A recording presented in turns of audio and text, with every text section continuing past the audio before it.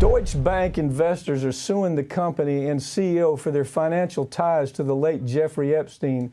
And just days ago, the case was assigned to a judge who ended up, his family ended up being murdered by.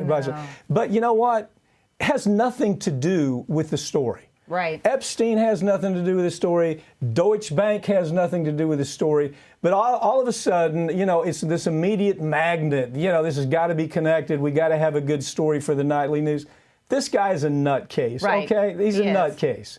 And he's a dead one. He's a dead nutcase. So to talk about it, but to me, it's so bothersome when you see the media always trying to corner a story where it doesn't belong. This is one of those situations. You're exactly right. I think it boils down to clickbait. Yeah. Anything to do with Epstein draws people's attention. Yeah. They want to know anything about him and what's connected to it because it's such a rabbit hole of who did he know? Did he blackmail people? This, that, and the other. So if they can take a high-profile case like this, which had a loose connection, if you will, a tenuous connection to the Epstein case, I feel like that's why the media went ahead and played it up. But doesn't that bother you? Come from 25 years as an anchor. Yes. I mean, it's just to me, it's incensing that nobody sits back and says, look, let me call balls and strikes here.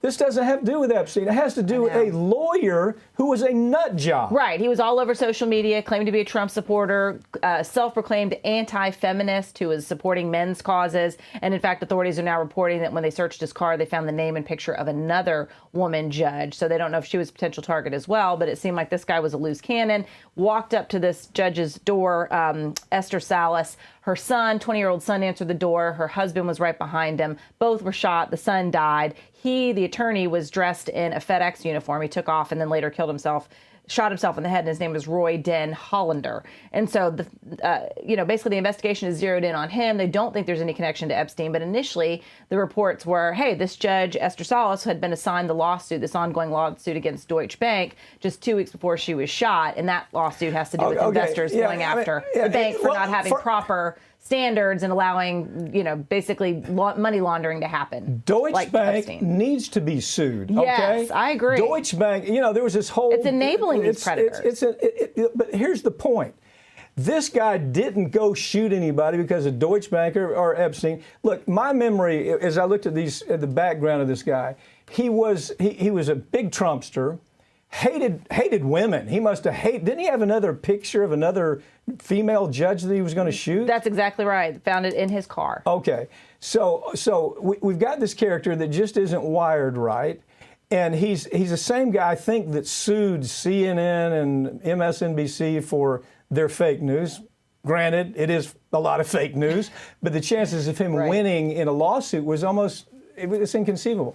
So here's this complicated character, and rather than the media stepping up and reporting the news, they come up with their narrative. No, you're exactly right. And it's irresponsible reporting. And it goes to show when you hear stories like that, they haven't done the vetting. They are trying to do what I call clickbait, basically get as many viewers and eyes and, because that's how they make their money. If people are watching, if they can say we've got so many people watching or so many people following us online, then they can charge X amount for their advertisers. And you can tell a lot by the different news organizations of who's doing that. Are they just running with any sort of claim that's half-heartedly investigated just so they can get people talking about it? And it's not credible journalism. When you have real stories that should be investigated. When did you start as an anchor in the news? Goodness, it was like in the mid-'90s. I feel like I should mumble that. Yeah. Okay, so we had 24-hour news around, but when we have 24 hours of news created what we're talking about here. Well, I watched the transition. First out, how do you get out first? What's your narrative? Yeah, and that's the transition that I watched. I tell the story to people, when I graduated college and started my first television job in 1996, it was cut your hair short, don't wear no cleavage, no fitted clothing, no dangly earrings. You've got to be professional. You got to walk, talk, and act like a professional, like a man in a lot of ways.